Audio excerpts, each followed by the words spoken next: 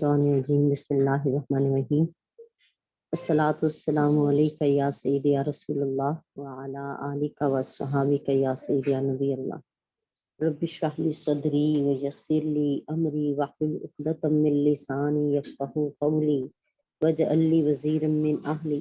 رب زدنی علما رب زدنی علما رب زدنی علما رب یسر ولا تعسر وتمم بالخیر وبک نستعین اللہم اجرنی فی مصیبتی واخلف لی خیرا منہا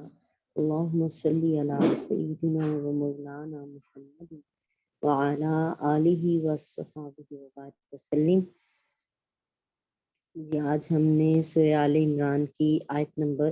78 کل شروع کی تھی، جب ٹائم مکمل ہو چکا تھا 78 سے ہی سٹارٹ کریں گے۔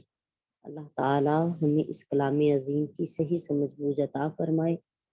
اور اس کوشش کے صدقے میں یا اللہ پاک ہمیں دنیا اور آخرت میں ذلت اور رسوائی سے بچا لے اور جنت کو مقدر فرما لے۔ اللہ تعالیٰ ہمیں زبان کے کلمہ حق جاری فرمائے اور ہم سب کو کان کے، زبان کے اور دل کے فتنے سے محفوظ رکھے۔ اعوذ باللہ من الشیطان الرجیم، بسم اللہ الرحمن الرحیم۔ وَإِنَّ مِنْهُمْ لَفَرِيقًا يَلْوُونَ أَلْسِنَتَهُم بِالْكِتَابِ لِتَحْسَبُوهُ مِنَ الْكِتَابِ وَمَا هُوَ مِنَ الْكِتَابِ وَيَقُولُونَ هُوَ مِنْ عِندِ اللَّهِ وَمَا هُوَ مِنْ عِندِ اللَّهِ وَيَقُولُونَ عَلَى اللَّهِ الْكَذِبَ وَهُمْ يَعْلَمُونَ۔ اور بے شک ان میں سے ایک گروہ تورات کی کتاب پڑھتے وقت اپنی زبان کو مروڑ لیتا ہے تاکہ تم یہ گمان کرو کہ یہ کتاب کا حصہ ہے، حالانکہ وہ کتاب کا حصہ نہیں ہے، اور وہ کہتے ہیں کہ وہ اللہ کی طرف سے ہے، جبکہ حالانکہ وہ اللہ کی طرف سے نازل نہیں ہوا، اور وہ جان بوجھ کر اللہ پر جھوٹ بولتے ہیں۔ اس سے پہلی آیات میں اللہ تعالیٰ نے بیان فرمایا تھا کہ یہودی وعدوں اور معاہدوں کو توڑتے ہیں، یہ بھی ان کی بڑی گمراہی اور نافرمانی تھی۔ اس آیت میں اللہ تعالیٰ نے ان کی زیادہ بڑی گمراہی اور بڑی معصیت کا یعنی نافرمانی کا بیان کیا ہے کہ وہ اللہ کی کتاب میں تحریف کرتے ہیں، تبدیلی کرتے ہیں، بعض آیات کو چھپا لیتے ہیں اور بعض آیات کو اپنی طرف سے گھڑ لیتے ہیں اور کہتے ہیں کہ یہ اللہ کا کلام ہے، یعنی اللہ کی طرف سے یہ نازل ہوا۔ حضرت قتادہ رضی اللہ تعالیٰ عنہ بیان کرتے ہیں کہ یہ اللہ کے دشمن یہود ہیں جو اللہ کی کتاب میں تبدیلی کرتے تھے اور اپنی طرف سے کلام گھڑ کر یہ کہتے تھے کہ یہ اللہ کا کلام ہے۔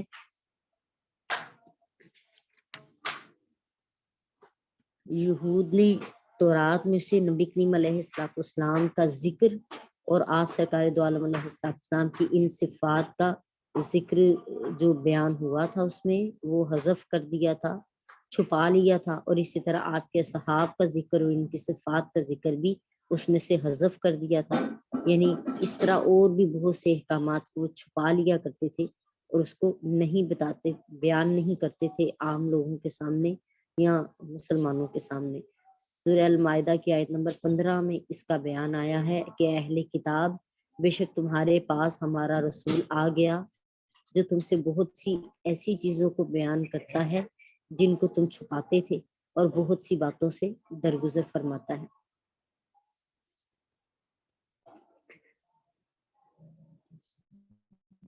اسی طرح سورہ نساء کی آیت نمبر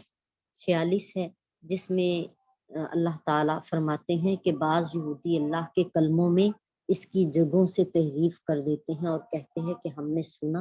اور ہم نے نافرمانی کی، اور آپ سے کہتے ہیں کہ سنیے، اس حال میں کہ آپ نہ سنائے گئے ہوں اور اپنی زبانیں مروڑ کر دین میں تانا زنی کرتے ہوئے رائنا کا لفظ کہتے ہیں، اور اگر وہ کہتے ہیں کہ ہم نے سنا اور ہم نے اطاعت کی اور آپ ہماری باتیں سنیں اور ہم پر نظر کرم فرمائیں تو یہ ان کے حق میں زیادہ بہتر ہوتا اور نہایت درست ہوتا، لیکن اللہ تعالیٰ نے ان کے کفر کی وجہ سے ان پر لعنت فرمائی، تو ان میں سے کم لوگ ہی ہیں جو ایمان لاتے ہیں۔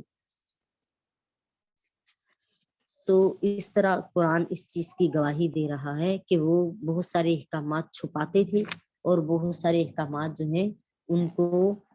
تحریف کر دیتے تھے، تبدیلی کر دیتے تھے ان میں۔ خلاصہ یہ ہے کہ یہود کی تحریف کئی قسم کی تھی۔ بعض اوقات وہ زبان مروڑ کر لفظ کو کچھ کا کچھ پڑھ دیتے تھے، جس سے معنی اور مفہوم بدل جاتا تھا، جیسے رائنا کو رائینا کر کے پڑھتے تھے۔ تو بعض اوقات آیت کو حذف کر دیتے تھے، رائنا کا معنی رعایت فرمائیے یا دوبارہ بتا دیجئے، یہ معنی تھا، جبکہ رائینا کا معنی عربی عبرانی زبان میں کوئی گالی تھی، اور دل ہی دل میں ہنستے تھے کہ ہم نے تو گالی دے دیا نبی کو،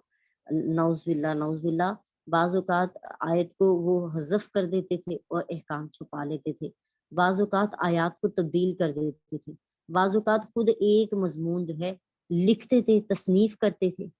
اور لکھنے کے بعد یہ کہتے تھے کہ یہ اللہ کا کلام ہے۔ جیسے انبیاء علیہ السلام کے بارے میں انہوں نے توہین آمیز واقعات لکھے، اور بعض اوقات تورات کی آیت میں جھوٹی تعویل بھی کیا کرتے تھے، یعنی غلط معنی اور مفہوم جو ہے وہ نکال لیتے تھے۔ سورہ البقرہ کی آیت نمبر 42 میں ہم نے پڑھا ہے، اور حق کو باطل کے ساتھ نہ ملاؤ اور جان بوجھ کر حق کو نہ چھپا۔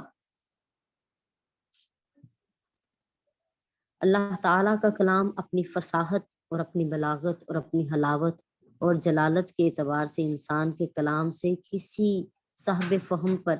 مشتبہ نہیں ہو سکتا، البتہ عام لوگوں کو مغالطہ لگ سکتا ہے۔ اس لیے اللہ تعالیٰ نے فرمایا تاکہ تم یہ گمان کرو کہ یہ کتاب کا حصہ ہے، حالانکہ وہ کتاب کا حصہ نہیں ہے۔ اور وہ کہتے ہیں، یعنی اس طریقے سے وہ بیان کرتے ہیں، لفظوں کو مروڑ مروڑ کے پڑھتے ہیں تاکہ لوگ یہ سمجھنا شروع کر دیں کہ جو انہوں نے ان کے اپنے ہاتھوں نے لکھا ہے وہ شاید اللہ کا کلام ہی ہے، نعوذ باللہ۔ پھر اللہ تعالیٰ نے اس پر تنبیہ بھی فرمائی کہ یہ تحریف کوئی نئی بات نہیں، بلکہ اللہ تعالیٰ پر جھوٹ باندھنا ہمیشہ ان یہودیوں کا وتیرہ رہا ہے۔ اگلی آیت کریمہ میں اللہ تعالیٰ بیان فرماتے ہیں، اعوذ باللہ من الشیطان الرجیم، بسم اللہ الرحمن الرحیم، ما کانا نہیں ہے لبشرین کسی آدمی کے لیے، ان یؤتیہ اللہ الکتاب کہ اللہ تعالیٰ اس کو کتاب دے، والحکمہ اور حکمت عطا فرمائے، والنبوہ اور نبوت عطا فرمائے، ثم یقول للناس پھر وہ شخص لوگوں سے کہنے لگے، کون عباد لی کہ میرے بندے بن جاؤ، من دون اللہ اللہ کو چھوڑ کر۔ کسی بشر کے لیے یہ ممکن نہیں کہ اللہ اس کو کتاب عطا فرمائے اور حکمت عطا فرمائے اور نبوت عطا فرمائے، پھر وہ لوگوں سے یہ کہنے لگے کہ تم اللہ کے بجائے میرے بندے بن جاؤ، بلکہ ولیکن اور لیکن کونوا ربانیین بلکہ ہو جاؤ تم اللہ والے، بلکہ وہ تو یہ کہتے ہیں کہ ہو جاؤ تم اللہ والے، بما کنتم تعلمون الکتاب و بما کنتم تدرسون، یہ اس لیے ہے کہ تم سکھاتے ہو کتاب اور اس لیے بھی کہ تم کتاب پڑھتے ہو۔ کسی بشر کے لیے، کسی انسان کے لیے یہ ممکن نہیں کہ اللہ اس کو یہ مقام عطا فرمائے، یعنی کتاب دے، اس کو حکمت عطا فرمائے، نبوت کا درجہ عطا فرمائے، پھر وہ لوگوں سے، وہ نبی جو ہے، وہ بشر، وہ اللہ لوگوں سے یہ کہنا شروع کر دے کہ تم اللہ کو چھوڑ کر میرے بندے بن جاؤ، لیکن وہ تو یہی کہے گا کہ تم اللہ والے بن جاؤ، کیونکہ تم کتاب کی تعلیم دیتے ہو اور تم پڑھتے پڑھاتے ہو۔ بشر جی انسان کو کہتے ہیں، واحد ہو یا جمع، اس کی جمع ابشار بھی ہے، اور بشر کا معنی انسان کی ظاہری کھال ہے، اور بشر سے ہی بشارت ہے، مباشرت ہے، بشرا ہے۔ بشارت اور بشرا کا معنی خوشخبری دینا ہے۔ اچھا جی، بشر انسان اور آدمی میں فرق ہے، ظاہری کھال اور چہرے اور مہرے کے اعتبار سے بشر کہتے ہیں، حقیقت کے اعتبار سے اس کو انسان کہا جاتا ہے، اور نسل اور نسب کے اعتبار سے اس کو آدمی کہا جاتا ہے۔ قرآن مجید میں ہے کہ آپ کہیے کہ میں تو محض تمہاری مثل بشر ہوں۔ اس کی وجہ یہ ہے کہ تمام انسان بشریت میں انبیاء علیہ السلام کے مساوی ہیں، اور علوم اور معارف اور اچھے اعمال کی خصوصیت کی وجہ سے ان کو، نبیوں کو، عام انسانوں پر فضیلت حاصل ہے۔ اسی وجہ سے اللہ تعالیٰ نے اس کے بعد یوحا الیہ یعنی میری طرف وحی کی جاتی ہے، کا ذکر فرمایا ہے تاکہ اس پر تنبیہ ہو کہ ہر چند کے انبیاء علیہ السلام بشریت میں عام انسانوں کے مساوی ہیں، لیکن وہی کی خصوصیت کی وجہ سے عام انسانوں سے ممتاز ہیں، الگ ہیں۔ وہ درجہ نہیں ملے گا جیسے عام انسان کو ہے۔ اللہ تعالیٰ نے بھی قرآن مجید میں ارشاد فرمایا ہے کہ میری شان یہ نہیں ہے کہ میں کسی انسان سے، عام انسان سے کلام کروں، بلکہ وہ خاص ہی ہیں بندے یعنی انبیاء کرام جن سے اللہ تعالیٰ کلام فرماتا ہے اور اللہ تعالیٰ وہی نازل فرماتا ہے۔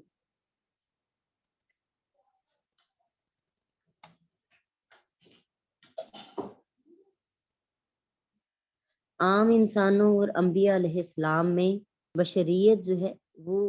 جنس کے طور پر ایک جیسی ہے، لیکن استعداد میں نزول وحی اور غیب کا جاننا اور انبیاء علیہ السلام کے لیے یہ درجہ ہے جو کہ ممتاز کرتا ہے، ان کو الگ کرتا ہے ان سے، اور حواس اور عقل سے ادراک کرنا عام انسانوں میں بھی اور انبیاء کرام میں بھی مشترک ہے، جس سے وہ عالم شہادت میں ادراک کرتے ہیں، اور عالم غیب کا ادراک کرنا، جنات کو دیکھنا، فرشتوں کو دیکھنا، ان سے کلام کرنا اور حامل وحی ہونا، یہ انبیاء کرام کی عام لوگوں سے الگ خصوصیت ہے، یعنی عام لوگوں سے جو اس کو الگ کرتی ہے۔ اس لیے ہم یہ نہیں کہہ سکتے کہ نبی بھی ہمارے جیسا ہی ہے، کیونکہ ہم پہ تو وہی نہیں اترتی، نہ ہمارے اندر وہ عالم غیب کا ادراک ہے، نہ ہم جنات کو دیکھ سکتے، نہ ہم آنکھوں سے فرشتوں کو دیکھ سکتے ہیں۔ اس لیے یہ کہنا کہ نبی بھی ہم جیسا ہی ہے اور بس عام انسان ہے اور عام انسان کی طرح ہی اس کی جو ہے تعظیم و تکریم کی جائے، اللہ اپنی حفظ و امان میں رکھے اور ہمیں سمجھنے کی توفیق عطا فرمائے کہ ہم اپنے نبی کا ادب جانیں اور سمجھیں کہ اس درجے میں عام انسان نہیں آئے گا۔ حکم کا معنی ہے جی یہاں پہ جو ہم نے اس میں پڑھا ہے اپنی آیت میں کہ اللہ تعالیٰ نے کتاب اور حکم عطا فرمایا ہے۔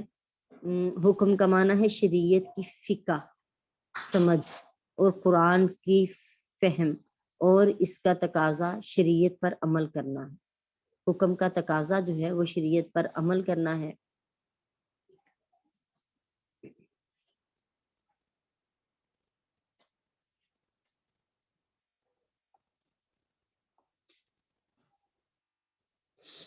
اچھا جی، ربانیین کا معنی بھی دیکھ لیتے ہیں کہ ربانیین کا واحد ربانی ہے، یہ رب کی طرف منسوب ہے۔ اسی طرح مولوی وہ شخص ہے جو مولا کی طرف منسوب ہے، اس کا معنی ہے مولا والا۔ اور اسی طرح ربانی کا معنی ہے رب والا۔ ربانی اس عالم کو کہتے ہیں جو علم کے تقاضوں پر ہمیشہ عمل کرے، علم کے تقاضوں پر ہمیشہ عمل کرے، فرائض، واجبات، سنتیں اور مستحبات پر عمل کرنے والا ہو، ہر قسم کے چھوٹے اور بڑے گناہوں سے بچنے والا ہو۔ جب حضرت ابن عباس رضی اللہ تعالیٰ عنہما فوت ہوئے تو محمد بن حنیفہ نے کہا اس امت کے ربانی فوت ہو گئے۔ امام محمد بن اسماعیل بخاری رحمۃ اللہ علیہ صحیح بخاری شریف سے روایت فرماتے ہیں حضرت ابن عباس رضی اللہ تعالیٰ عنہما نے ربانیین بن جاؤ کی تفسیر میں فرمایا کہ حکماء، علماء اور فقہاء بن جاؤ۔ ربانی اس شخص کو کہتے ہیں جو لوگوں کو بڑے علوم، حقائق اور دقائق سے پہلے چھوٹے علوم یعنی چھوٹے چھوٹے مسائل فقہ کے ان کی تعلیم دے۔ اللہ الکریم۔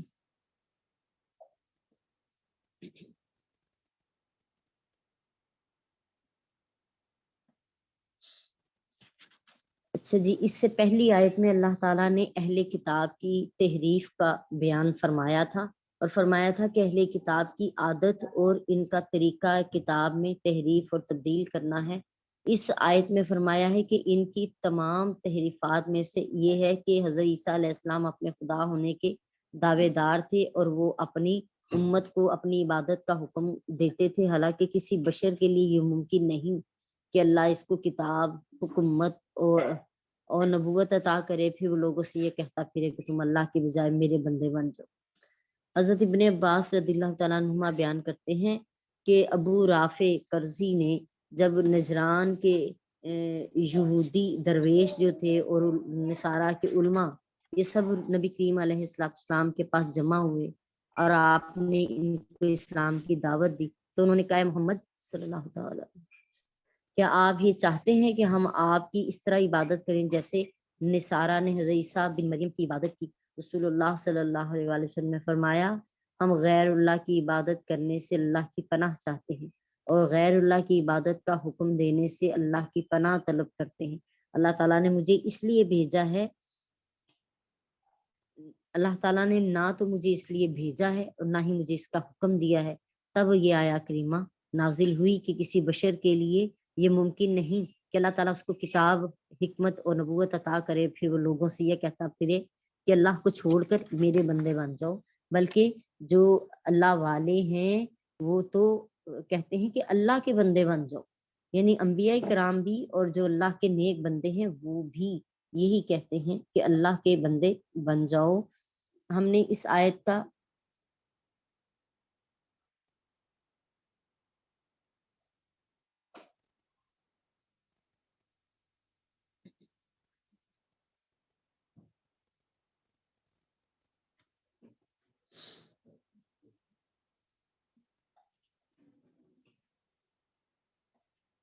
اگلی آیا کریمہ پڑھیں گے جی بسم اللہ الرحمن الرحیم ولا یأمرکم ان تتخذوا الملائکۃ والنبیین اربابا ایأمرکم بالکفر بعد اذ انتم مسلمون اور لا نہیں یأمرکم حکم دے گا تمہیں وہ ان تتخذوا کہ تم ٹھہرو کہ تم ٹھہراؤ الملائکۃ فرشتوں کو والنبیین یا ان کے نبیوں کو، اس کے نبیوں کو اربابن پروردگار، ایامرکم کیا وہ تمہیں حکم دے گا بالکفری کفر کا، بعد اذ انتم مسلمون اس کے بعد جب کہ تم مسلمان ہو چکے ہو، تو کیا اللہ تمہیں کفر کا حکم دے گا؟ اور نہ وہ تمہیں یہ حکم دے گا کہ تم فرشتوں اور نبیوں کو رب بنا لو، کیا وہ تمہیں مسلمان ہونے کے بعد تمہیں کفر کا حکم دے گا؟ بعض مفسرین نے کہا ہے کہ اس کے جو قائل ہیں وہ نبی کریم علیہ السلام ہیں، یعنی نام محمد صلی اللہ علیہ وسلم تم کو یہ حکم دیں گے کہ تم فرشتوں اور نبیوں کو رب بنا لو، اور بعض نے کہا کہ اس سے مراد حضرت عیسیٰ علیہ السلام ہے، بعض نے کہا تمام انبیاء کرام کا اس میں تذکرہ ہے۔ اس آیت میں فرشتوں اور نبیوں کا خصوصیت سے ذکر کیا گیا ہے، کیونکہ جو صحابی تھے وہ فرشتوں کی عبادت کرتے تھے، اور بعض اہل کتاب حضرت عزیر علیہ السلام کی عبادت کرتے تھے، اور بعض عیسیٰ علیہ السلام کی، یہودی حضرت عزیر علیہ السلام کی، اور نصارہ جو تھے یعنی نصرانی جو تھے یعنی عیسائی، وہ حضرت عیسیٰ علیہ السلام کی عبادت کرتے تھے۔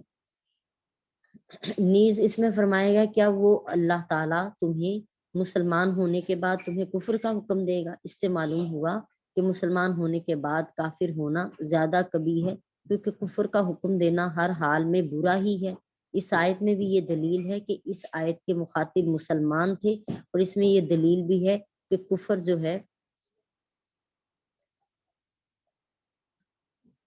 وہ ہر ایک کے لیے منع ہے، کیونکہ جنہوں نے فرشتوں کو رب بنایا وہ صابئین اور بت پرست تھے، اور جنہوں نے نبیوں کو رب بنایا وہ یہودی، نصارہ اور مجوس تھے۔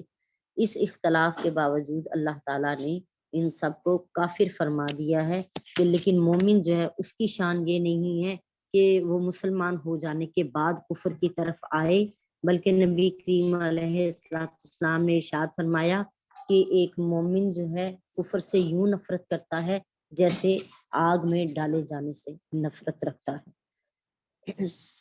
آیت نمبر 81 پڑھیں گے جی۔ اعوذ باللہ من الشیطان الرجیم بسم اللہ الرحمن الرحیم وَإِذْ أَخَذَ اللَّهُ مِيثَاقَ النَّبِيِّينَ لَمَا آتَيْتُكُم مِّن كِتَابٍ وَحِكْمَةٍ ثُمَّ جَاءَكُم رَّسُولٌ مُصَدِّقٌ لِّمَا مَعَكُمْ لَتُؤْمِنُنَّ بِهِ وَلَتَنصُرُنَّهُ قَالَ أَأَقْرَرْتُمْ وَأَخَذْتُمْ عَلَىٰ ذَٰلِكُمْ إِصْرِي قالوا اقررنا قال فاشهدوا وانا معكم من الشاہدین۔ اور اس جب اخذ اللہ نے لیا میثاق کا وعدہ نبیین نبیوں سے، لما آتیتکم کہ جو کچھ میں تمہیں دوں، من کتاب سے، و حکمت اور حکمت سے، ثم پھر جاءکم رسول مصدق آئے تمہارے پاس ایسا رسول جو تصدیق کرتا ہو، لما معکم اس کی جو تمہارے پاس ہے، لتؤمنن تو تم ضرور اس پر ایمان لاؤ گے، ولا تنصرن اور تم ضرور اس نبی کی مدد کرو گے۔ قال اقررتم تو پوچھا گیا کیا تم اقرار کرتے ہو، واخذتم علی ذالکم کیا تم نے میرا اس بھاری عہد کو، میرے اس عہد کو قبول کیا۔ قالو انہوں نے کہا اقررنا ہم نے اقرار کیا۔ قال اس پر فرمایا اللہ تعالیٰ نے فاشہدوا پس تم گواہ رہو، انا معکم اور میں بھی تمہارے ساتھ، من الشاہدین گواہوں میں سے ہوں۔ اعوذ باللہ من الشیطان الرجیم، بسم اللہ الرحمن الرحیم۔ اور اے رسول صلی اللہ علیہ وآلہ وسلم یاد کیجئے جب اللہ تعالیٰ نے تمام نبیوں کو پختہ وعدہ لیا کہ میں تم کو جو کتاب اور حکمت دوں،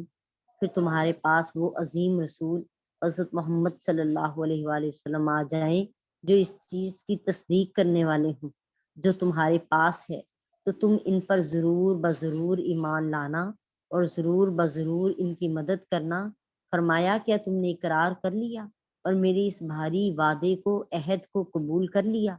ان سب نبیوں نے کہا کہ ہم نے اقرار کر لیا۔ فرمایا پس گواہ رہنا اور میں بھی تمہارے ساتھ گواہوں میں سے ہوں۔ اس صورت کے شروع سے اب تک جتنی آیات ذکر کی گئی تھیں پہلے ہم نے پڑھی ہیں، ان میں اہل کتاب کی تحریفات اور ان کی خیانتوں کا ذکر تھا۔ انہوں نے اللہ تعالیٰ کی کتاب میں تبدیلیاں کی اور ان کی کتابوں میں نبی کریم علیہ السلام کے جو صاف ذکر کیے گئے تھے ان کو چھپایا، ان کو تبدیل کر دیا، اور اس سے مقصود ان کا یہی تھا کہ اس کو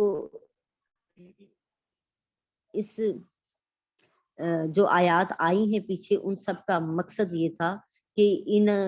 اس تحریف اور خیانت سے ان کو روکا جائے اور منع کیا جائے اور نبی کریم علیہ السلام کی نبوت پر ایمان لانے پر ابھارا جائے۔